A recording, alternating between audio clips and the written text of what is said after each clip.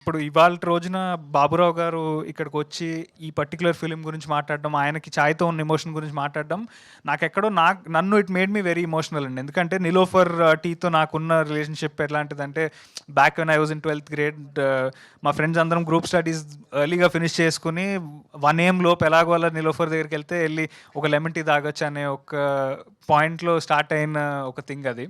అలాగే నేను యూఎస్‌లో చదువుకోవడానికి వెళ్తున్నప్పుడు బ్యాక్ వచ్చిన తర్వాత ఫ్రెండ్స్ అందరం డెఫినెట్‌గా మిడ్‌నైట్ వెళ్ళి 'నిలోఫర్‌లో' టీ తాగేవాళ్ళం.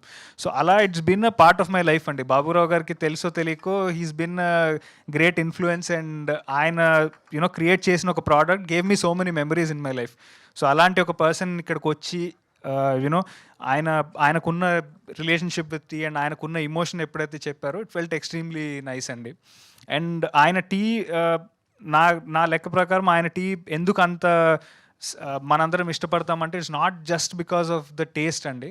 అది ఆయన ఆయన దాన్ని ఆ బ్రాండ్‌ని, ఆ టీని ఆయన ఎంత ప్రేమిస్తారో, ఆయన దాంట్లో ఎంత ఎమోషన్ పెట్టారో మనకు తెలుస్తుంది.